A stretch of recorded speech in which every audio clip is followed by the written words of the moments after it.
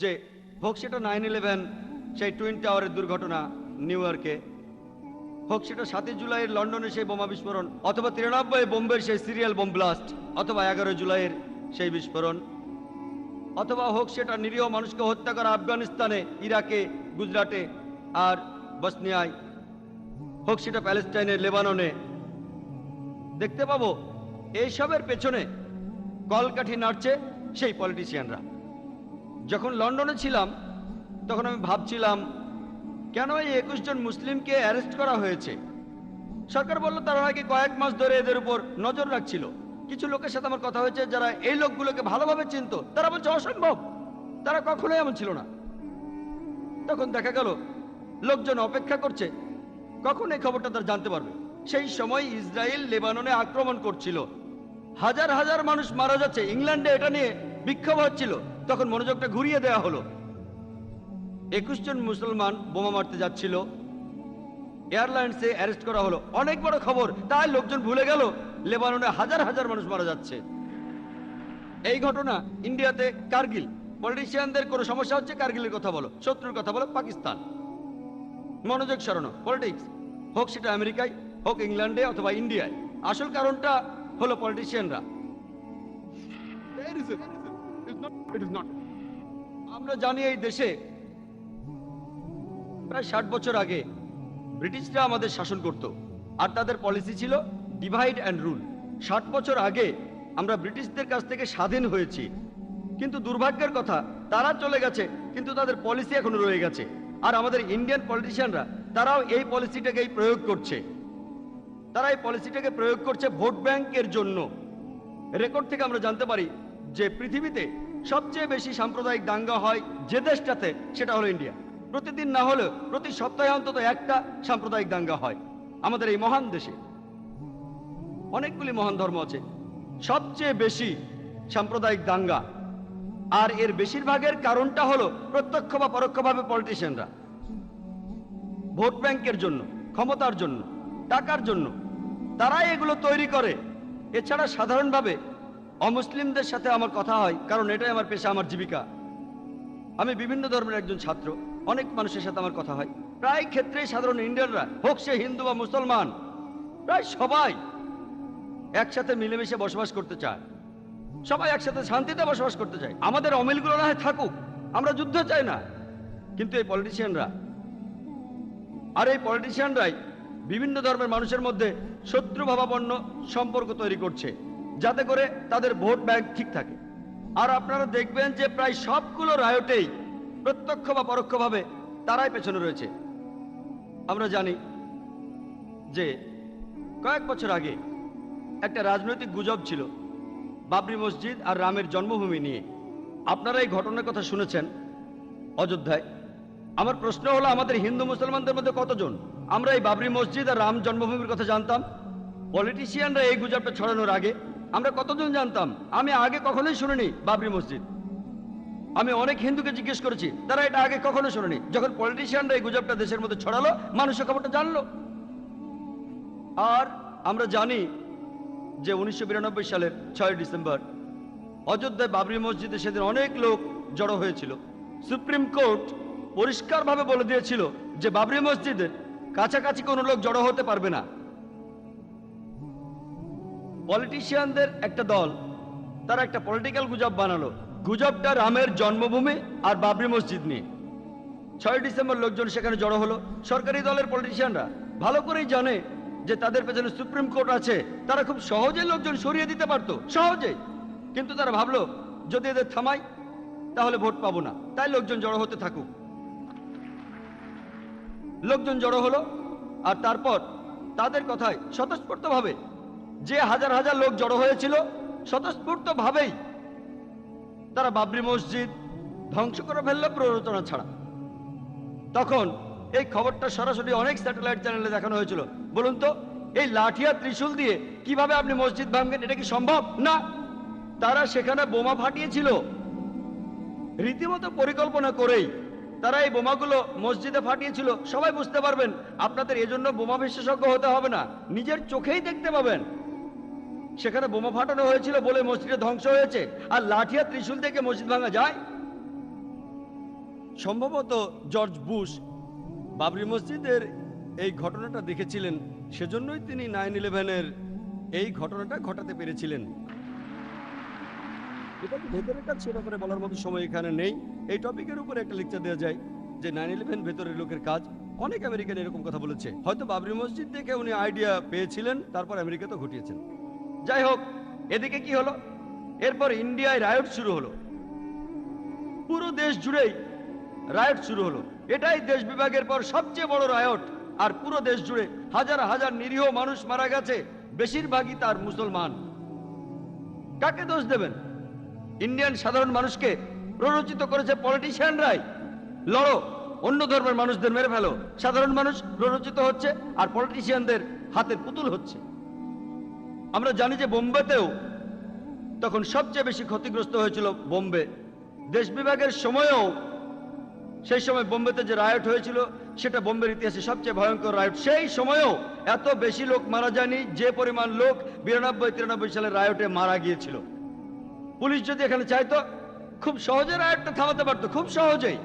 হয়তো সেখানে reserve police লাগতো, মিলিটারি সাহায্য লাগতো, তারা খুব সহজেই এটা থামাতে পারতো, কিন্তু তারা এটা থামায়নি। বেশিরভাগই চুপচাপ দর্শক ছিল। ভালো কিছু লোক চেষ্টা করেছিল, তবে সংখ্যায় কম। বেশিরভাগই ছিল নীরব দর্শক, কেউ কেউ আবার অংশ নিয়েছিল। আর আমি জানি যে পুলিশকে নিয়ন্ত্রণ করে পলিটিশিয়ানরাই। তাই পুলিশ ভালো কিছু করতে চাইলে পলিটিশিয়ানরা বাধা দেয়, তাই দোষটা আবারও পলিটিশিয়ানদের উপরে পড়ে। পরবর্তীতে দেশের সরকার গঠন করলো 1 সদস্যের তদন্ত কমিশন সংখ্যালঘুদের শান্ত করার জন্য, আর এখানে বসালো জাস্টিস শ্রীকৃষ্ণকে। এই কমিশনকে তখন বলা হতো শ্রীকৃষ্ণ কমিশন। আর আমরা জানি জাস্টিস শ্রীকৃষ্ণ ছিলেন আর এখনো আছেন একজন খাঁটিয়া ধর্মভীরু হিন্দু। আবার একই সাথে তিনি একজন সৎ আর নির্ভীক জজ, আমাদের অতিথি জাস্টিস সুরেশের মতো একজন সৎ আর নির্ভীক জজ। তিনি যে রায় দিয়েছিলেন, ইন্ডিয়ার সরকার সে রায় হজম করতে পারেনি, কয়েক বছর সময় লাগলো। আর তিনি রায়টের পুরো কেসটা খুঁটিয়ে খুঁটিয়ে দেখেছিলেন। তিনি পলিটিশিয়ানদের সাথে কথা বলেছেন, পুলিশের সাথে।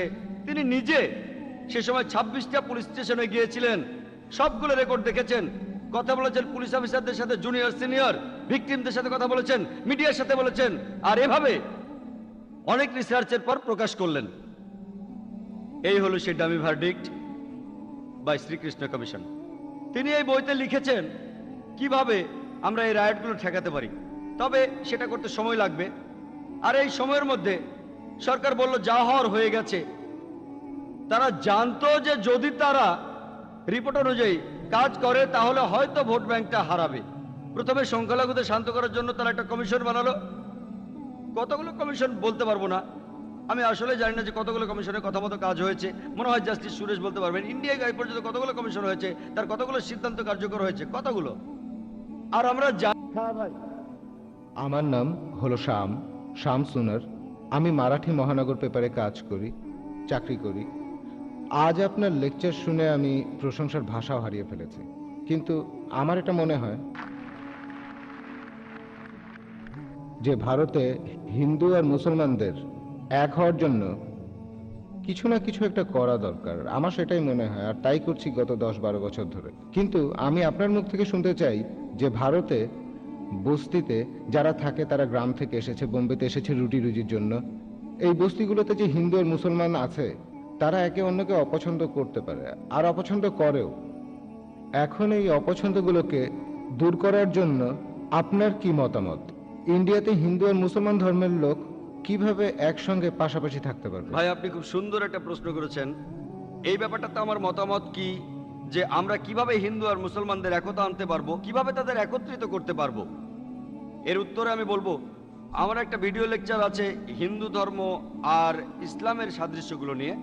আমি বোম্বে লেকচার দিয়েছি, চেন্নাইতেও লেকচার দিয়েছি, ইন্ডিয়ায় অনেক জায়গায় লেকচার দিয়েছি। আর সেসব জায়গায় আমি দেখেছি যে হাজার হাজার মানুষ সেখানে এসেছে। বোম্বেতে এসেছিল 20,000 লোক, চেন্নাইতেও তাই, আর অন্যান্য জায়গাতেও একই অবস্থা ছিল। অনেক অমুসলিম সেখানে উপস্থিত ছিলেন। হাজার হাজার হিন্দু আমার বক্তৃতা শুনতে এসেছিলেন। আর তাদের অনেকে আমাকে বললেন যে ভাই জাকির, একজন হিন্দু আমাকে বললেন, আমাদের এই হিন্দু ধর্ম সম্পর্কে গত 40 বছরের জীবনে আমি যেটা জানতে পারিনি সেগুলো 4 ঘন্টায় জানতে পারলাম।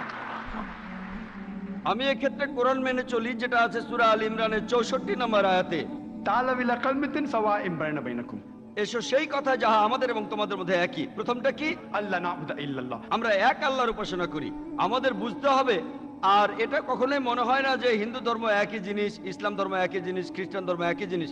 এই কথাটা ঠিক না। হিন্দু কোনো পণ্ডিতকে মুসলমান হতে বললে তিনি হবেন না, কোনো মুসলমানকে খ্রিস্টান হতে বললে তিনি হবেন না, খ্রিস্টান যাজককে হিন্দু হতে বললে তিনি হবেন না। একই জিনিস কোথায়? এগুলো মোটেই এক নয়। আমাদের মানতে হবে বেশ কিছু পার্থক্য আছে, তবে কিছু সাদৃশ্যও আছে। আসুন আমরা সবাই অন্ততপক্ষে সাদৃশ্যগুলো মেনে নেই। পার্থক্যগুলো না হয় থাকলো, আমি যেটা বলি যে আমাদের ধর্মগ্রন্থগুলোর মধ্যে হতে পারে সেটা ভগবদ গীতা, হতে পারে বেদ, হতে পারে উপনিষদ, বাইবেল, কোরআন। আসুন সাদৃশ্যগুলো দেখি, পার্থক্যগুলো নিয়ে আলোচনা পরে করব আমরা। তবে যে কথাগুলো একই, আসুন আমরা সবাই সেগুলো মেনে চলি। আমি আমার লেকচারে এমন অনেক সাদৃশ্যের কথা বলেছি, অনেকগুলি, এজন্য আমার ভিডিও ক্যাসেট দেখতে পারেন। আর আমাদের মধ্যে অনেকেই ব্যাপারটা জানে না। মুসলমান তাদের ধর্ম সম্পর্কে জানে না, হিন্দু তাদের ধর্ম সম্পর্কে জানে না। অনেক মুসলমান প্রতিবাদ করেছে হিন্দু ধর্ম আর ইসলামের মধ্যে সাদৃশ্য অসম্ভব।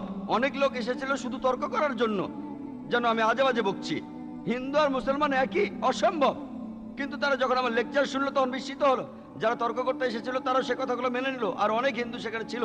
আমাদের বুঝতে হবে আমাদের মধ্যে একই কথাগুলো মেনে চলতে হবে। তার প্রথম কথাটা হলো ألا نعبد إلا الله। আমরা উপাসনা করি একমাত্র আল্লাহর। এটাই সবচেয়ে বড় মিল। এখানে আরো উদ্ধৃতি দেওয়া যায়, বেদের উদ্ধৃতি দেওয়া যায়, ভগবত গীতার উদ্ধৃতি দেওয়া যায়। এটা আছে ছন্দগীয় উপনিষদের 6ষ্ঠ অধ্যায়ের 2য় পরিচ্ছেদের 1ম অনুচ্ছেদে। एकम एविदित्यम। স্রষ্টা একজনই, দ্বিতীয় কেউ নেই। এছাড়া শ্বেতাসূত্র উপনিষদের 6ষ্ঠ অধ্যায়ের 9ম অনুচ্ছেদে আছে नाचस्य कसिज जनिता न च दीपा। তার কোনো প্রভু নেই, তার কোনো মা বাবা নেই। এটা একটা সংস্কৃত উদ্ধৃতি। তার মানে সর্বশক্তিমান স্রষ্টার কোনো মা বাবা নেই, তার কোনো মালিক নেই। এছাড়াও আপনারা দেখতে পাবেন এটা আছে শ্বেতাসূত্র উপনিষদের 4 নম্বর অধ্যায়ের 19 নম্বর অনুচ্ছেদে। न तस्य प्रतिमास्ति। সর্বশক্তিমান স্রষ্টা, তার কোনো প্রতিকৃতি নেই, তার কোনো প্রতিমা নেই, কোনো ফটোগ্রাফ নেই, কোনো মূর্তি নেই, কোনো ছবি নেই। একই কথা বলছে যজুর্বেদ 32 নম্বর অধ্যায় 3 নম্বর অনুচ্ছেদে। न तस्य प्रतिमास्ति। সর্বশক্তিমান স্রষ্টার কোনো প্রতিমা নেই। তাহলে আপনি যদি বেদ পড়েন, ভালোভাবে বোঝার চেষ্টা করেন, দেখবেন সেখানে একটাই স্রষ্টা। তাই মানুষ অনেক সময় ধর্মগ্রন্থ সম্পর্কে জানে না।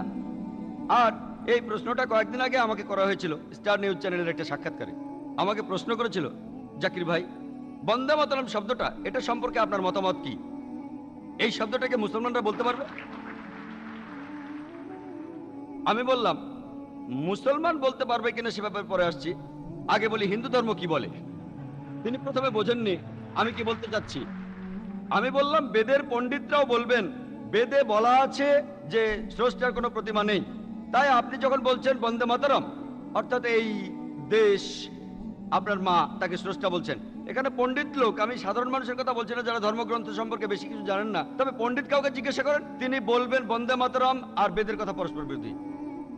কারণ বন্দে মাতরম কম করে হলো 3 জায়গায় বলছে আমি তোমার সামনে নতজানু হই, আমি তোমাকে পুজো করি। আপনারা দেখবেন আর্য সমাজ আর এছাড়া অনেক বিখ্যাত পণ্ডিত, তাদের মতে বেদের কথা অনুযায়ী মূর্তি পূজা করা নিষিদ্ধ। আপনারা দেখবেন ভগবদ গীতার 7ম অধ্যায়ের 20 অনুচ্ছেদে আছে মূর্তি পূজা করা সম্পূর্ণ নিষেধ। তাই হিন্দু ধর্মগ্রন্থগুলো দেখলে বুঝতে পারবেন দুর্ভাগ্যক্রমে হিন্দুরা এখন প্যান্থেইজমে বিশ্বাস করে। তবে বেদ কিন্তু বলছে একজন স্রষ্টার কথা। এছাড়াও বন্দে মাতরম, আমি তোমার সামনে নতজন হয়ে পুজো করছি, একটু আগে যে উপনিষদ থেকে উদ্ধৃতি দিলাম তার বিরুদ্ধে যায়। ইসলাম ধর্ম অনুযায়ী 12টা লাইনে আমাদের আপত্তি আছে। 3 বার বলা হয়েছে বন্দে মাতরম, যার অর্থ তোমার সামনে নতজন হই। 3 বার বলা হয়েছে এই দেশ আমার মা। 3 বার বলা হয়েছে আমি তোমার পায়ে চুমু দেব। 3 বার বলা হয়েছে এই দেশ স্বর্গীয়, দেশের হাসির কথা, স্বর্গীয় হাসির কথা। দেশকে বলা হচ্ছে লক্ষ্মী, বলা হচ্ছে দুর্গা। এই সব কিছু আপত্তিকর। আমরা মুসলিমরা এদেশকে ভালোবাসি, কিন্তু সর্বশক্তিমান আল্লাহ ছাড়া কারো কাছেই মাথা নত করবো না। এমনকি আমাদের মা, যে মা আমাদের 9 মাস গর্ভে ধারণ করেছেন, আমরা মাকে ভালোবাসি, শ্রদ্ধা করি, কিন্তু মায়ের সামনে নতজানু হই না।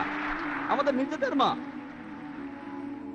যে ব্যক্তিকে আমরা আল্লাহ সুবহানাহু ওয়া তাআলার পরে সবচেয়ে বেশি শ্রদ্ধা করি, ভালোবাসি, তিনি হলেন মুহাম্মদ সাল্লাল্লাহু আলাইহি সাল্লাম। এমনকি আমরা সেই প্রিয় নবীজির সামনেও নতজানু হই না। বন্দে মাতরম এই গানটা গাওয়ার কি আসলেই কোনো প্রয়োজন আছে? এটা পলিটিক্যাল গেম। পলিটিশিয়ানরা এটা করেছে ভোট ব্যাংকের জন্য। তারা এমনকি তারিখটা নিয়েও খেলা করেছে। আপনারা জানেন বঙ্কিমচন্দ্র চট্টোপাধ্যায় গানটা লিখেছেন 1876 সালে, আর এটা ছাপা হয় 1882 সালে। তাহলে 125 বছর আর 7 সেপ্টেম্বর কোত্থেকে আসে? এই ভুলটা করেছে পলিটিশিয়ানরা, পলিটিক্যাল খেলা। এছাড়াও সৌদি আরবে যে মুসলমান আছে সে তার দেশ সৌদি আরবের কাছে নত যেন হয় না, যে মুসলমান পাকিস্তানে থাকে সে পাকিস্তানের কাছে নত যেন হয় না, এটা শিরক। তাই যদি বলেন ইন্ডিয়ার মুসলমানরা দেশপ্রেমিক না, এটা আমাদের ধর্ম। আমাদের সৃষ্টিকর্তা আল্লাহ তাআলা এই দেশকে অনেক উন্নতি দিয়েছেন, আমরাও দেশকে ভালোবাসি। যখন প্রয়োজন হবে সত্যের জন্য আমরা জীবন দিতে রাজি আছি, কিন্তু আমরা আল্লাহ ছাড়া কারো সামনে নত যেন হব না। এবার চিরকুটে শেষ প্রশ্ন। মিস্টার ক্রিস্টোফার লোবো নামে এক অমুসলিম ভাই প্রশ্ন করেছেন, কিভাবে প্রমাণ করবেন যে 9/11 ভেতরের কেউ ঘটিয়েছিল?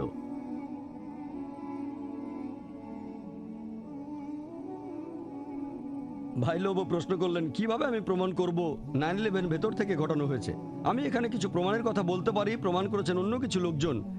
এই মাত্র কয়েকদিন আগে নিউজ পেপারে একটা খবর বের হয়েছিল যে আমেরিকার 75 জন প্রফেসর তারা বলেছেন তারা মনে করেন 9/11 ভেতর থেকে ঘটানো হয়েছে। এই খবরে আরো বলা হয়েছিল, এটা এসেছিল টাইমস অফ ইন্ডিয়ায় সম্ভবত সেপ্টেম্বরের 7 তারিখে, বলা হয়েছে 75 জন প্রফেসর এবং বিজ্ঞানী যারা আমেরিকার বিভিন্ন ইউনিভার্সিটিতে শিক্ষকতা করেন তারা মনে করেন 9/11 ভেতর থেকে ঘটানো হয়েছে। তারা বলেছেন যে হোয়াইট হাউসের কিছু পলিটিশিয়ান তারাই প্ল্যান করে এই টুইন টাওয়ারটা ধ্বংস করেছে। তারা আরো বলেছেন এখানে প্রধান কারণ হলো যাতে করে তারা তেল সমৃদ্ধ দেশগুলোকে আক্রমণ করে সেখানকার তেল নিয়ন্ত্রণ করতে পারে। ওপেন সিক্রেট, আগে বলেছি। এদের মধ্যে একজন প্রফেসরের নাম টি জোন্স, তিনি বলেছেন যে আমরা এটা মানি না যে 19 জন হাইজ্যাকার আর আফগানিস্তানের গুহায় বসা কিছু মানুষ এরকম পেশাদারি একটা কাজ করতে পারে। তারা এটা করতেই পারে না, আমরা এটা বিশ্বাস করি না। ঈশ্বরের কসম, আমরা পেছনে সত্যটা বের করব আর সেটা প্রকাশ করব। আমরা সরকারের দিয়ে থিওরিতে বিশ্বাস করি না, তারা সরকারের থিওরিতে বিশ্বাস করে না। আর তিনি এরপর আরো বলেছেন যে প্রফেসর এবং বিজ্ঞানী হিসেবে আমরা জানি টুইন টাওয়ারে যে স্টিল বিমগুলো ব্যবহার করা হয়েছিল সেগুলো প্লেনের জ্বালানির উত্তাপে কখনোই এভাবে গলে যেতে পারে না। সেখানে অবশ্যই নিচে থেকে বোমা ফাটানো হয়েছে, সেজন্য এভাবে ধসে পড়েছে বিল্ডিং, না হলে ধসে পড়তো না। এটার উপরে অনেক ভিডিও আর অনেক বই লেখা হয়েছে। আমি এর মধ্যে বেশ কয়েকটা ভিডিও দেখেছি। আমি প্রফেসর স্টিভ জনসের বানানো ডকুমেন্টারি ফিল্মটাও দেখেছি। গতকালের পেপারে আমি আরেকটা খবর দেখলাম যে 3 দিন পরেই প্রফেসর স্টিভ জনসকে বেতন সহ ছুটি দেওয়া হলো। চিন্তা করেন, পেইড লিভ। অনেক ভিডিও আছে, আপনারা হয়তো দেখেছেন। এরকম আরো ভিডিও হলো লুজ চেঞ্জ 9/11। এই ফিল্মটা বানিয়েছেন 21 বছর বয়সী একজন আমেরিকান। এ নামে তিনি পরপর অনেকগুলো ডকুমেন্টারি বানিয়েছেন। এই 9/11 ডকুমেন্টারি বিভিন্ন জায়গা থেকে ভিডিও ক্লিপ সংগ্রহ করে CNN, ফক্স চ্যানেল, বিভিন্ন নিউজ ক্লিপ, তিনি বেশ কিছু ইন্টারভিউ নিয়েছেন, তারপর এই ডকুমেন্টারিটা বানিয়েছেন। সেখানে তিনি বলেছেন যারা ওই প্লেন দেখেছিল তারা বলেছিল প্লেনটা প্যাসেঞ্জার ক্যারিয়ারের মতো ছিল না, অনেকটা মিলিটারি প্লেনের মতো, কোনো জানালা ছিল না। তারপর ভিডিওতে দেখা যায় প্লেনটা যখন বিল্ডিং এর কাছে আসলো তখন একটা ডানায় আগুন ধরে যায়, সেটা সেই প্লেনের আগেই টুইন টাওয়ারকে আঘাত করে। এরপর তিনি আরো প্রমাণ দেখিয়েছেন। তিনি বলেছেন যে তিনি সেই কনস্ট্রাকশন কোম্পানির ম্যানেজমেন্টের ইন্টারভিউ নিয়েছেন যারা এই টুইন টাওয়ার বানিয়েছে। তারা বলেছে এটা অসম্ভব, টুইন টাওয়ার যেভাবে বানানো ঝড়ে কিছু হবে না, টর্নেডোতেও কিছু হবে না, প্লেনের ধাক্কায় বিল্ডিংটা কখনোই এভাবে ভেঙে পড়বে না। প্লেনের ফুয়েল 1000 ডিগ্রি তাপমাত্রায় জ্বলেছে, বিল্ডিংটাতে কয়েক ঘন্টা ধরে 2000 ডিগ্রি তাপমাত্রা থাকলেও এরকম হওয়ার কথা না। 10 দিন পরে তারা এই মতটা বদলে বলল না, এরকম হতেও পারে, প্লেনের জ্বালানির কারণে বিমগুলো ক্ষতি হতে পারে। আরেকজন প্রফেসর তার মতামতটা বদলাতে চাননি, তার চাকরিটা তখন চলে গিয়েছিল। এছাড়াও তারা কি করেছে সেই ডকুমেন্টারিতে দেখানো হয়েছে। টুইন টাওয়ার যখন ভেঙে পড়লো সেটা কিভাবে ভাঙলো, কনস্ট্রাকশন কোম্পানি যেভাবে কোনো বিল্ডিং ভাঙে। তিনি পরিসংখ্যান দিয়েছেন যে নিউ ইয়র্কের অনেক বড় বড় বিল্ডিং, তর্কের খাতিরে আমি এটা মেনে নিলাম। আর পুলিশ এই কথাই বলছে যে স্থানীয় লোকজন এটার সাথে জড়িত আছে, না হলে এই বোমা বিস্ফোরণগুলো হতোই না, এটাও মেনে নিলাম। চিন্তা করেন, সবাই যদি লস্করে তৈবার সাথে জড়িত থাকে আর আপনি যদি 1000টা মানুষ ধরে জিজ্ঞাসাবাদ করেন, তারা সঙ্গে সঙ্গে নতুন রিক্রুট পাবে, সঙ্গে সঙ্গে তাদের উপর অত্যাচার করেন, সঙ্গে সঙ্গে রিক্রুট। এমনকি পুলিশও লস্করে তৈবাকে হেল্প করছে। দয়া করে আমাকে ভুল বুঝবেন না, আমি চাই না আমাকে ভুল বুঝলে হয়তো আমাকে অ্যারেস্ট করতে আসবেন আপনারা। আপনারা কি বোঝাতে চাচ্ছেন চিন্তা করুন। ধরুন আমি মেনে নিলাম যে আপনার অনুমানটাই ঠিক, লস্করে তয়বার সাথে জড়িত আর স্থানীয় লোকজনও আছে, কিন্তু আপনাদের উচিত মুসলমানদের বিশ্বাস করা। কিন্তু এভাবে হাজার হাজার মুসলিমকে এক জায়গায় জড়ো করা, আমরা জানি, আমরা বুঝি যে অপরাধীদের ধরাটা খুবই কঠিন। বিশেষ করে এই বিস্ফোরণটা ঘটানো হয়েছে নিখুঁতভাবে, একেবারে নির্ভুলভাবে। এর পেছনে দক্ষ লোক ছিল। পুলিশের ভাষ্য অনুযায়ী আমরা জানি এটা খুবই কঠিন, আপনাদের অবস্থা বুঝতে পারি, কিন্তু তার অর্থ এই না জিজ্ঞাসাবাদ করার জন্য আপনারা কিছু নিরীহ মানুষকে ধরেন, মেনে নিলাম। কিন্তু হাজার হাজার, আপনারা এখানে কি বোঝাচ্ছেন? আপনার কি মনে হয় আমার লেকচারে কাজ হবে? খুব বেশি হলে আমার কথাগুলো শুনবে 2-3%, 5%, তার বেশি না। আমাদেরকে এই সমস্যার সমাধান করতে হবে। এখানে মূল কারণটা কি? আর পুলিশের উচিত হবে মানুষের বিশ্বাস অর্জন করা। যদি এই বিশ্বাসটা না থাকে তাহলে তারা কিভাবে সন্ত্রাস ঠেকাবে? যদি আপনি শ্রদ্ধা পেতে চান, অন্যকে শ্রদ্ধা করুন। তাহলে তারা কিভাবে সন্ত্রাস ঠেকাবে? যদি আপনি শ্রদ্ধা পেতে চান, অন্যকে শ্রদ্ধা করুন। তবে অনেক ভালো পুলিশ অফিসাররা আছেন, আমার অনেক বন্ধু অ্যাডভোকেট আর লয়ার, তারা আমাকে বলেছেন যে ভালো পুলিশ অফিসাররা আছে যারা মানুষ বিপদে পড়লে সাহায্য করেছে। কিছু কিছু পুলিশ অফিসার আসলেই খুব ভালো, মানুষ বিপদে পড়লে সাহায্য করেছে, কিন্তু সাধারণভাবে ও আপনার দাঁড়িয়ে আছে, দাঁড়িয়ে রেখেছেন কেন? আপনি প্যান্ট পরেছেন গোড়ালির উপরে, এভাবে পরেছেন কেন? মাথায় টুপি আছে, যেন এরকম কোনো একটা নিয়ম আছে যে সন্ত্রাসীদের দাড়ি থাকতে হবে আর তারা প্যান্ট পরবে গোড়ালির উপরে, মাথায় টুপি। তাহলে তো আমি 1 নম্বর সন্ত্রাসী। এই যে প্যান্ট পরি গোড়ালির উপরে, আমার মাথায় টুপি, মুখে দাড়ি। আপনারা কি বোঝাতে যাচ্ছেন? আপনাদের আসলে জানতে হবে, ইসলাম ধর্মটাকে আপনাদের বুঝতে হবে। এজন্যই ঐতিহাসিক উইলিয়াম ডারলিংপল আমেরিকার সরকারকে বলেছিলেন, আপনারা ইসলাম সম্পর্কে জানেন না। জর্জ বুশ ইসলাম সম্পর্কে কিছু জানে না। এই খবরটা গতকালের মিড ডে পত্রিকায় এসেছে। জর্জ বুশ জানেন না। যদি ব্যাপারটা সম্পর্কে না জানেন তাহলে সমস্যার সমাধান করবেন কিভাবে? আমি চাই না পুলিশের কেউ ভুল বুঝুক আমাকে। আমি মুসলমানদের বলি যে নিরীহ মানুষকে মারা অন্যায়। অনেক মুসলমানই আমার সাথে একমত নয়। কোরআন এটা নিন্দা করে, আমাদের নবীজিও নিন্দা করেন। নিরীহ মানুষ হত্যা করার কোনো যুক্তি আপনি পাবেন না। আমি সত্যি কথাই বলবো, আর একই সাথে আমি সত্যি কথা বলবো পুলিশকে উদ্দেশ্য করে। আশা করি তারা এই অবস্থাটা বুঝবে। আর জুলিও রোবেরোর কথা অনুযায়ী, ওনার লেখাটা হিন্দুস্তান টাইমসে ছাপা হয়েছিল সম্ভবত 9 সেপ্টেম্বরের কাগজে। তিনি বলেছেন যে যত বেশি নিরপরাধ লোককে অ্যারেস্ট করা হচ্ছে, সফল হওয়ার সম্ভাবনা ঠিক ততটাই কমে যাচ্ছে। যত বেশি নিরীহ লোককে অ্যারেস্ট করবেন, আসল অপরাধীদের ধরতে পারার সম্ভাবনা ততটাই কমে যায়। 2006 সালের 2রা সেপ্টেম্বর বোম্বের পুলিশ কমিশনার A.N. রায় একটা ভালো কাজ করেছিলেন। তিনি প্রায় 100 খানেক মুসলিম নেতাদের একটা চিঠি দিয়েছিলেন। তিনি বলেছিলেন যে তদন্ত নিরপেক্ষভাবে হচ্ছে, মুসলিমদের হয়রানি করা হচ্ছে না। আমিও ওনার একটা চিঠি পেয়েছি। তিনি আরো বলেছেন যদি আমাদের কিছু জানার থাকে, প্রশ্ন থাকে, তাহলে যেন তার সাথে কথা বলি, আলোচনা করি। এটা আসলে ভালো পদক্ষেপ। চিঠিটা কয়েকদিন আগে এসেছে, সম্ভবত 1 সপ্তাহ আগে। আমি আশা করি এটা যেন শুধুমাত্র লোক দেখানো না হয়, নিরীহ মুসলমানদের যেন আসলেই হয়রানির শিকার হতে না হয়। আপনারা যদি সত্যি বিশ্বাস অর্জন করতে চান তাহলে চেষ্টা করুন যেন মুসলমানদের বিশ্বাসটা অর্জন করা যায়। আর একমাত্র তখনই আপনারা আসলে অপরাধীদের ধরতে পারবেন। আর যদি অপরাধীদের ধরতে পারেন, তারা যেই হোক, অবশ্যই তাদের শাস্তি হওয়া উচিত।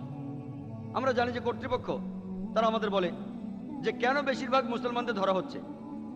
এখানে তারা যুক্তি দিয়েছিল যে যদি আমরা ভালোভাবে দেখি যে পাঞ্জাবের সন্ত্রাসের ঘটনায় গ্রেপ্তারকৃতদের বেশিরভাগ তারা হলো শিখ। উলফার ক্ষেত্রে আসামে বেশিরভাগ লোক হিন্দু, তামিলনাড়ুতে LTTE তারাও হিন্দু, আর একইভাবে বোম্বেতে, কারণ আমরা বেশিরভাগ মনে করি যে এখানে পাকিস্তান আর কাশ্মীর আছে, তারা হবে মুসলিম। তর্কের খাতিরে আপনার কথা মেনে নিলাম। যদি পাঞ্জাবে কোনো সন্ত্রাসী আক্রমণ হয়, পাঞ্জাবের বেশিরভাগ মানুষ হলো শিখ, তাই শিখদের অ্যারেস্ট করা হবে, সেটাই স্বাভাবিক। আসামে বেশিরভাগ হিন্দু, তাই হিন্দু অ্যারেস্ট হবে, সেটাই স্বাভাবিক। তামিলনাড়ুতে বেশিরভাগ হলো হিন্দু, এখানেও হিন্দু অ্যারেস্ট হবে, স্বাভাবিক। বোম্বে, এখানে বেশিরভাগ মানুষ কি মুসলমান, মুসলমানরা এখানে সংখ্যালঘু, তাহলে তাদের কেন অ্যারেস্ট করা হচ্ছে? যদি আপনাদের মনে হয় যে কাজটা করেছে কাশ্মীর বিদ্রোহীরা, যদি আপনাদের কাছে প্রমাণ থাকে, আমাদের কোনো আপত্তি নেই। তবে আপনি কি ভাবেন LTTE বোম্বেতে আসতে পারে না? উলফারা কি আসতে পারে না বোম্বেতে? শিখরা কি আসতে পারে না বোম্বেতে? আপনারা বলতে পারেন না এই কাজটা অবশ্যই মুসলমানদের, আপনারা বলতে পারেন সম্ভাবনা বেশি। আর যদি প্রমাণ করতে পারেন আমরা মেনে নেব। আপনাদের বলতে চাই যে অপরাধীদের শনাক্ত করুন, যারা এর জন্য দায়ী তাদের ধরে শাস্তি দিন, তবে হাজার হাজার নিরীহ মুসলমানকে হয়রানি করবেন না। আছে মহারাষ্ট্রের এটিএস এর রিপোর্ট অনুযায়ী এই কয়েক মাস আগে 16 জন লোককে অ্যারেস্ট করা হয়েছে যারা একটা উগ্রবাদী হিন্দু দলের সদস্য। তারা 3টা মসজিদে বোমা বিস্ফোরণের সাথে জড়িত ছিল। এর একটা হয়েছিল পার্বণীর মসজিদে, আরেকটা জানলার মসজিদে, আরেকটা পুনাতে, 3টা। আর কিছুদিন আগে 6 এপ্রিলে এক জায়গায় ভুলক্রমে একটা বোমা বিস্ফোরিত হয়। ভুলক্রমে কিছু লোক বোমা বানানোর সময় সেটা ফেটে যায়, মারা যায় 4 জন লোক আর আহত হয় 11 জন। যখন তদন্ত করা হলো তখন দেখা গেল এই লোকগুলোর অনেকেই সেই উগ্রবাদী হিন্দু দলের সদস্য। আর পুলিশ জানতে পারলো যে প্ল্যানটা ছিল তারা মসজিদ আক্রমণ করবে শিখদের ছদ্মবেশে। ঘটনাটা কয়েকদিন আগে। আর তখন মুসলমান আর শিখদের মধ্যে একটা গোলমাল চলছিল। একটা শিখ মেয়ে আর একটা মুসলিম ছেলে বিয়ে করেছিল, এটা নিয়ে উত্তেজনা। তারা শিখদের ছদ্মবেশে এই কাজটা করে একটা ফায়দা লুটতে চেয়েছিল। এমন ঘটনার কথাও জানি যেখানে হিন্দুরা আক্রমণ করেছে, তাদের মাথায় টুপি মুখে দাড়ি। তাই বলতে পারবেন না যে এখানে অবশ্যই মুসলমান জড়িত। হতে পারে, সম্ভাবনা বেশি, আমি অস্বীকার করছি না। এই তো কয়েক মাস আগে শুক্রবারে 8ই সেপ্টেম্বর 4টা বোমা ফেটেছিল মালেগাঁওতে। একটা ফেটেছিল মসজিদের সামনে আর একটা কবরস্থানের সামনে। এখানে 35 জন মুসলমান মারা গেছে আর আহত হয়েছে 100 জনের বেশি মুসলমান। আবারও প্রধান সন্তানকে তুলে নেওয়া উচিত নয়। অন্য নিরীহ মানুষকে তারা হত্যা করতে পারে, যদিও সেই মানুষগুলো তাদের উপর যারা অত্যাচার করছে সেই একই গোত্রের মানুষ। এসব মেনে চললে এটা নিশ্চিতভাবে বলা যায় যে অবিচার বন্ধ হবে। আর তখন ইন্ডিয়া খুব সুন্দর একটা দেশ হবে। এটা বলা হয় যে আগামী 2020 সালের মধ্যে ইন্ডিয়া একটা সুপার পাওয়ার হবে যদি ইন্ডিয়ার হিন্দু মুসলমানেরা আমরা একসাথে থাকি, যদি অন্যকে ভালোবাসি, পাশাপাশি থাকি। আমাদের মধ্যে পার্থক্য থাকবে, পার্থক্যগুলো না হয় থাকুক, এই পার্থক্য নিয়েই থাকবো, তবে একে অন্যকে ভালোবাসবো, সবাই শান্তিতে থাকবো, পাশাপাশি থাকবো, আবার ইন্ডিয়া সুপার পাওয়ার হবে। একবার মহাত্মা গান্ধী বলেছিলেন, যদি ইন্ডিয়াকে উন্নত করতে হয় তাহলে ইন্ডিয়ার দরকার একজন স্বৈর শাসক যিনি হযরত ওমর রাদিয়াল্লাহু তাআলা আনহুর মতো সৎ এবং ন্যায়পরায়ণ। মহাত্মা গান্ধী আমাদের জাতির পিতা। তিনিই বলেছেন ইন্ডিয়ার জন্য সবচেয়ে ভালো হবে যদি একজন স্বৈর শাসক আসে যিনি হযরত ওমর রাদিয়াল্লাহু তাআলা আনহুর মতো। তিনি একজন সৎ মানুষ ছিলেন। কেউ সুবিচারের জন্য আসলে তিনি দেখতেন না সে মুসলিম না অমুসলিম, সুবিচার চাইলে সুবিচার করেছেন। এজন্য তাকে বলা হতো আল ফারুক, যে ব্যক্তি সত্য থেকে মিথ্যাকে আলাদা করে। আমার লেকচারের শুরুতে পবিত্র কোরআনের সূরা ইসরার 81 নম্বর আয়াতটি আমি বলেছিলাম যে وقل جاء الحق وذاق الباطل إن الباطل كان زهوقا। যখন সত্য এসে মিথ্যের সামনে দাঁড়ায় মিথ্যা বিলুপ্ত হয়ে যায়, কারণ মিথ্যা তার নিজের কারণে একদিন বিলুপ্ত হবে। আমার লেকচার শেষ করার আগে ডক্টর অ্যাডাম পিয়ারসনের একটা উদ্ধৃতি দিচ্ছি। যারা ভয় পায় যে একদিন পারমাণবিক বোমা আরববাসীদের হাতে চলে যাবে, তারা এটা বুঝতে পারে না যে ইসলামিক বোমা অনেক আগেই পৃথিবীতে পড়েছে। এটা পড়েছে সেই দিন যেদিন মহানবী সাল্লাল্লাহু আলাইহি সাল্লাম জন্মগ্রহণ করেন। وآخر دعوانا الحمد لله رب العالمين।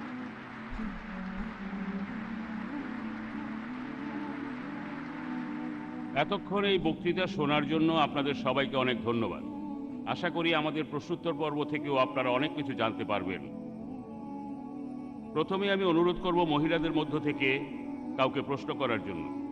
আসসালামু আলাইকুম। উপস্থিত সবাইকে আমার শুভেচ্ছা জানাচ্ছি। আমার নাম প্রীতি শেঠি। আপনার কাছে আমার প্রশ্নটা হলো, আপনি আপনার বক্তৃতায় বললেন যে ওসামা বিন লাদেনকে আমরা সন্ত্রাসী বলতে পারি না, যেভাবে বিবিসি আর সিএনএন এই খবর প্রচার করছে, কিন্তু এর পাশাপাশি এই চ্যানেলগুলো থেকেই আমরা এই বিস্ফোরণের বিভিন্ন খবর আর হতাহতের সংখ্যা জানতে পারি। একই চ্যানেল থেকে এই খবরটা কি আমরা বিশ্বাস করব নাকি করব না? Thank you sir. বোন, আপনি খুব সুন্দর আর প্রাসঙ্গিক প্রশ্ন করেছেন। আমি বলছি যে আমরা যখন ওসামা বিন লাদেনের কথা বলছি তখন বিবিসি বলছে সে সন্ত্রাসী, এটাতে বিশ্বাস করব না, কিন্তু সেই বিস্ফোরণে যে নিহতের সংখ্যা বলছে সেটাতে বিশ্বাস করব কিনা। এই জন্যই বলছিলাম যে মিডিয়াকে নিয়ন্ত্রণ করা হচ্ছে। তার অর্থ এই নয় যে বিবিসির সব খবরই ভুল বা মিথ্যা। সেই খবরটাতে তারা একজন হিরোকে ভিলেন বানাচ্ছে। এভাবে যেখানে সুবিধা হয় সেগুলো চেক করবেন। এরকম বিভিন্ন বোমা হামলায় হতাহতের যে সংখ্যাটা দেখবেন, সেখানে নানা পক্ষের রিপোর্ট দেখবেন, সেগুলো মোটামুটি একই রকম হয়। যদি সরকারি চ্যানেল হয়, যে দেশে বোমা হামলা হয়েছে সে দেশে সরকারি চ্যানেল, সেখানে সংখ্যাটা একটু কম থাকে, কারণ সরকার দেখাতে চায় যে কম লোক মারা গেছে। যেমন পুলিশ কমিশনার আমাকে জানিয়েছিলেন 187 জন মারা গেছে, খবরের কাগজ বলছে 107 জন। আমি জানি না কার কথা ঠিক, আমি বলছি না যে পুলিশ কমিশনার মিথ্যে বলেছেন, এমন কিছু বলছি না, প্লিজ আমাকে ভুল বুঝবেন না। তাই যখন এরকম কোনো রিপোর্ট দেখবেন সেটার প্রমাণও দেখবেন। ওসামা বিন লাদেনের উপর আগে প্রমাণ দেখতে হবে। এমনকি সেই খবরের চ্যানেলও বলা হচ্ছে সে প্রধান সন্দেহভাজন, সন্দেহ করা হচ্ছে, প্রাইম সাসপেক্ট। যদি আপনারা কখনো আমেরিকার ডিপার্টমেন্ট অফ জাস্টিসের ওয়েবসাইটে যান, সেখানে বিভিন্ন সন্ত্রাসী অর্গানাইজেশনের একটা লিস্ট দেওয়া হয়েছে, টেরোরিস্ট অর্গানাইজেশন 43টা, তার 60% হলো মুসলিম। আপনি বলতে পারবেন সবচেয়ে জনপ্রিয় সন্ত্রাসী অর্গানাইজেশন, মুসলিম সন্ত্রাসী অর্গানাইজেশন সেটা কোনটা? No, sorry. সবচেয়ে জনপ্রিয় মুসলিম সন্ত্রাসী অর্গানাইজেশন কোনটা? আল কায়েদা। এটা বলার জন্য কোনো প্রাইজ পাবেন না, এটা খুব সোজা। আল কায়েদা। আমেরিকার তথ্য অনুযায়ী কতগুলো আক্রমণ হয়েছে, কতগুলো হামলা? উলফা 749টা হামলা, আল কায়েদা মাত্র 28টা। এর মধ্যে 26টা হলো অভিযোগ, 2টো হামলা দায় আল কায়েদা স্বীকার করেছে। আমেরিকার ডিপার্টমেন্ট অফ জাস্টিসের ওয়েবসাইট অনুযায়ী 2টো আল কায়েদা স্বীকার করেছে, বাকিগুলো সব অভিযোগ, একটাও প্রমাণিত হয়নি। ইউএসএ ডিপার্টমেন্ট অফ জাস্টিসের ওয়েবসাইট অনুযায়ী আল কায়েদার একটা আক্রমণও প্রমাণিত হয়নি। আমি আল কায়েদার পক্ষে কথা বলছি না। ইয়োহান রেডলি যখন আফগানিস্তানে যান, তাকে তালেবানরা জিম্মি করে রেখেছিল। পরে ফিরে আসলে তাকে সাংবাদিকরা প্রশ্ন করলো, আল কায়েদা সম্পর্কে আপনার অভিমত কি? তিনি বললেন, আল কায়েদার অস্তিত্ব নিয়ে আমার সন্দেহ আছে। তাই বোন, যখনই এ ধরনের কোনো খবর দেখবেন, আর আপনি যদি মিডিয়ার লোক হয়ে থাকেন, মিডিয়ার সাথে যুক্ত হয়ে থাকেন, তাহলে বুঝতে পারবেন যে এই খবরটার বেশিরভাগই হয়তো ঠিক আছে। চেক করে দেখবেন, বেশিরভাগ জায়গায় দেখবেন সন্দেহভাজন, প্রধান সন্দেহভাজন, প্রাইম সাসপেক্ট। এমনকি সিএনএন, বিবিসিতেও যদিও তারা বলে প্রধান সন্দেহভাজন, তারপরে এমনভাবে বলে যেন তারাই আসলে অপরাধী। আপনি কি শুধু সন্দেহের কারণে হাজার হাজার আফগানিকে মেরে ফেলবেন? এখানে তো কোনো প্রমাণই নেই। তাই বোন, যখন কোনো একটা খবর শুনবো, তখন আমাদের দেখতে হবে কে বা কারা সেটা নিয়ন্ত্রণ করছে, এর পেছনের উদ্দেশ্যটা কি। আগে থেকে চেক করবেন কোন খবরটা দেখছেন আর কোনটার উদ্ধৃতি দিচ্ছেন। আশা করি উত্তরটা পেয়েছেন। এবার অমুসলিম ভাই। এই প্রশ্নটা আসলে করেছে আমার এক মারা গেছে, পরে দেখা গেল দিব্যি বেঁচে আছে। এভাবে খবরটা বদলাতে থাকলো। কাজটা ভেতর থেকে কেউ করেছে। বাবরি মসজিদ ভেতরের লোক করেছে, 9/11ও ভেতরের লোক করেছে, গোদরাতেও ভেতরের লোক। যদি কাউকে সন্দেহ করতে হয়, সেটা হচ্ছে পলিটিশিয়ানরা। এর ঠিক পরের দিন থেকেই 2002 সালের 27 ফেব্রুয়ারি থেকে হঠাৎ করে না, রীতিমতো প্ল্যান করে প্রাদেশিক সরকারের তত্ত্বাবধানে গুজরাটে নিরীহ মুসলিমদের হত্যা করা হলো। এটা হুজুগ না, রীতিমতো প্ল্যান করা। তারপর গুজরাটের নিরীহ জনগণকে তখন প্ররোচিত করা হলো, তাদের টাকা দেয়া হলো। এটার একেবারে প্রমাণ আছে। মুসলিমদের মারার জন্য টাকা দেওয়া হয়েছিল। গুজরাটের সরকারি রিপোর্ট অনুযায়ী 793 জন মুসলিম আর 253 জন হিন্দু মারা গিয়েছিল। তবে বেশ কিছু মানবাধিকার সংস্থার রিপোর্ট অনুযায়ী প্রায় 2 থেকে 2,500 নিরীহ মানুষ মারা গিয়েছিল। তাদের প্রায় সবাই ছিল নিরীহ মুসলিম। আরেকটা রিপোর্ট বলছে 5,000-এরও বেশি নিরীহ মুসলিম মারা গিয়েছিল। হাজার হাজার মুসলিম মহিলা ধর্ষিত হয়েছিল। সে সময় হাজার হাজার মুসলিম বাড়ি ছেড়ে দিতে বাধ্য হয়েছিল, বাড়িগুলো লুটপাট করে পুড়িয়ে দেওয়া হয়েছিল। হাজার হাজার মুসলিমের দোকানপাট আর ব্যবসা প্রতিষ্ঠান পুড়িয়ে দেওয়া হয়েছিল। গুজরাটের রায়টে যত মানুষ মারা গেছে, সেটার সংখ্যা 9/11-এর চেয়ে অনেক বেশি।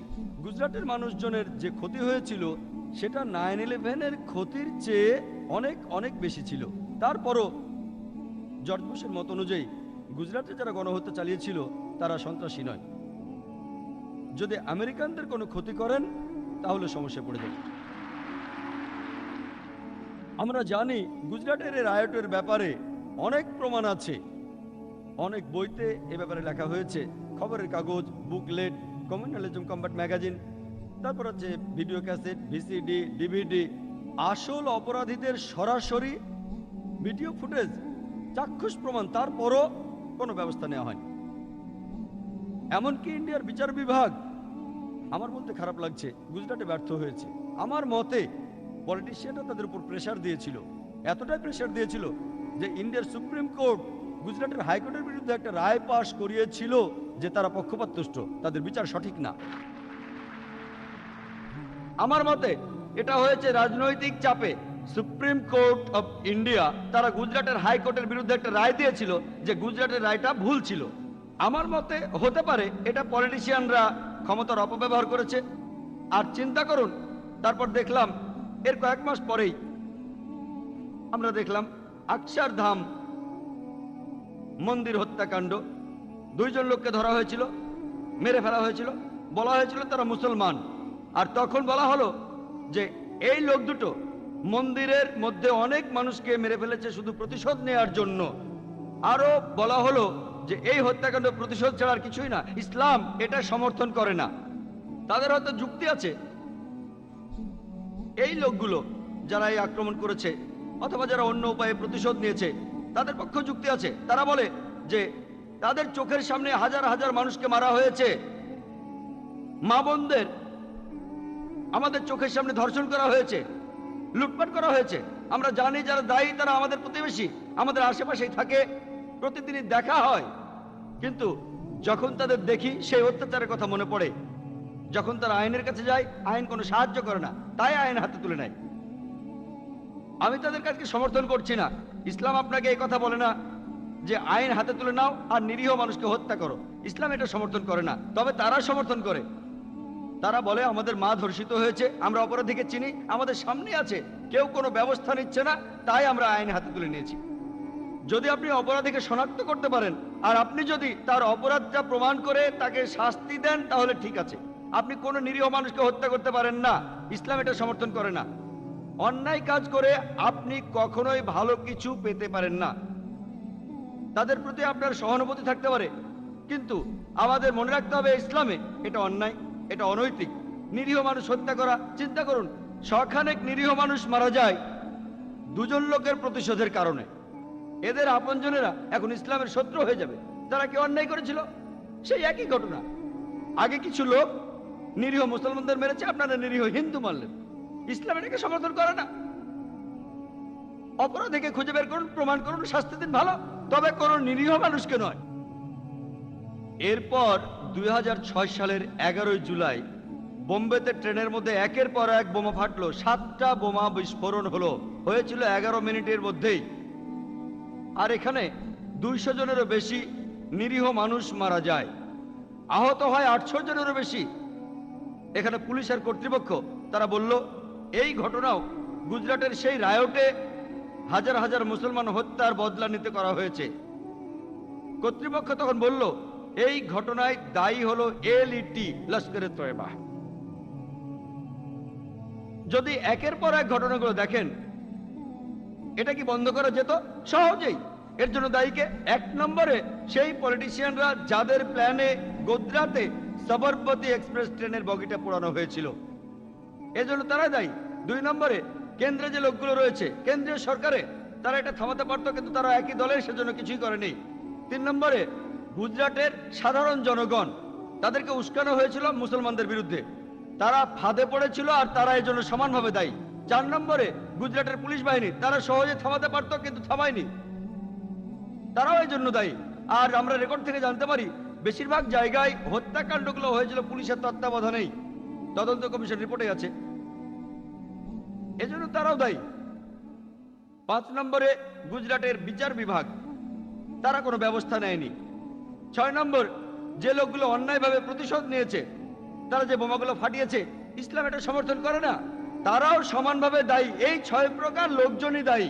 তবে আমরা যদি প্রথমটা ঠেকাতে পারতাম, প্রথম দিকের অন্যায়গুলো, তাহলে এই সন্ত্রাসী আক্রমণটা হতো না। আর আমরা জানি যে গত 1 মাসে অনেক মুসলমানকেই হয়রানি করা হয়েছে, আর এটা করেছে পুলিশ। এখানে পুলিশ বলছে এই ঘটনাটা মুসলমানরাই ঘটিয়েছে, এর পেছনে রয়েছে এলইটি, লস্করে তৈয়বা। আমি বলি যদি এই কথাটা প্রমাণ করতে পারেন তাহলে তাদের ধরে শাস্তি দেন, সমস্যা নেই, কিন্তু আপনারা এভাবে নিরীহ মুসলমানদের হয়রানি করতে পারেন না। শখানেক মানুষ জড়ো করা, শখানেক মুসলিমকে দিনের পর দিন আটক করে রাখা হয়েছে। জাস্টিস সুরেশও বলেছেন কয়েকশো মানুষকে আটক করে রাখা হয়েছে আর তাদের আপনজনেরা এ ব্যাপারে কিছু জানে না। চিন্তা করেন, আর সেই হাজার হাজার আত্মীয় স্বজন, তাদেরকে হয়রানি করা হয়েছে। আমরা জানি যে এ পর্যন্ত 22 থেকে 25 জনকে অফিসিয়ালি অ্যারেস্ট করা হয়েছে। এদের মধ্যে একজনও নিশ্চিতভাবে, এদের একজনও অ্যারেস্ট হওয়া লোকদের মধ্যে একজনও সরাসরিভাবে এই বোমা বিস্ফোরণে জড়িত নয়। এদের সবাই অন্য কোনো ঘটনায় পরোক্ষভাবে জড়িত। যদি আপনি আসল অপরাধীকে ধরতে চান, যদি প্রমাণ থাকে, কোনো সমস্যা নেই, কিন্তু এমন ঢালাওভাবে মুসলমানদের অ্যারেস্ট করা, আপনারা কি বোঝাতে যাচ্ছেন? আমরা জানি যে 300 জনেরও বেশি নিরীহ মুসলমানকে মালাওয়ানিতে জড়ো করা হয়েছিল। 300 জনেরও বেশি। কি জন্য? জিজ্ঞাসাবাদের জন্য। বুদ্ধিমান যে কোনো লোকই বলতে পারবে যে জিজ্ঞাসাবাদ করার জন্য কমপক্ষে 3-4 জন পুলিশ লাগে যদি ঠিকমতো জিজ্ঞাসাবাদ করতে চান। একজন পুলিশ ভয় দেখাবে, একজন নরমভাবে বলবে, একজন নোট করবে, একজন সবকিছু দেখবে। কমপক্ষে 3 জন, 4 জন না হলেও 3 জন লাগবেই ঠিকমতো জেরা করার জন্য। 1 থেকে 2 ঘন্টা সময় লাগবে। বিশেষজ্ঞরা বলবেন 4-5 ঘন্টা লাগতে পারে, তাই বললাম 1 থেকে 2 ঘন্টা। কতজনকে তারা জেরা করতে পারবে? মালাওয়ানি পুলিশ স্টেশনে কতজন পুলিশ থাকতে পারে? কতজন থাকতে পারে? একদিনে কতগুলো জেরা করবে? 10টা, 20টা, 30টা, 40টা? কতগুলো? কতগুলো? কতজন পুলিশ আছে সেখানে? বেশি হলে 100 জন, খুব বেশি যদি হয়। তারা 300-এরও বেশি লোককে জড়ো করলো, সারাদিন তাদের দাঁড় করিয়ে রেখে তাদের ঠিকানা আর টেলিফোন নাম্বার নিয়ে ছেড়ে দিল। আপনারা কি বোঝাতে যাচ্ছেন? এটা আমার অনুরোধ যে পুলিশের উচিত হবে মুসলমানদের বিশ্বাস করা। রিসেন্টলি বোমা বিস্ফোরণের পরে অমুসলিম কিছু লোক একটা অনুষ্ঠান করেছিল, মুসলমানও ছিল সেখানে, সন্ত্রাস নিয়ে। একই রকম, তবে অনুষ্ঠানটা করেছিল অমুসলিমরা। একই টপিকটা একটু আলাদা, তবে বিষয়টা ছিল একই। অমুসলিমরা করেছিল আর তারা আমন্ত্রণ করেছিল 2 জন প্রাক্তন সিনিয়র পুলিশ অফিসারকে বোম্বে থেকে। প্রাক্তন একজন মঞ্চে আসলেন আর দোষ দিলেন পাকিস্তানের মাদ্রাসাগুলোকে সন্ত্রাসী আক্রমণগুলোর জন্য। দ্বিতীয় জন এসে দোষ দিলেন ইন্ডিয়ার মাদ্রাসাগুলোকে। বক্তৃতায় তিনি বললেন যে মাদ্রাসাগুলোতে থাকা উচিত কম্পিউটার, ইংরেজি, সমস্যা নেই, আমিও একমত। কিন্তু যদি বলেন যে ইন্ডিয়ার মাদ্রাসাগুলো প্রত্যক্ষ বা পরোক্ষভাবে অথবা বিচ্ছিন্নভাবে হলেও ইন্ডিয়ার কোনো সন্ত্রাসী কার্যকলাপের সাথে জড়িত আছে, তাহলে আমি বলবো আপনি মিথ্যে কথা বললেন।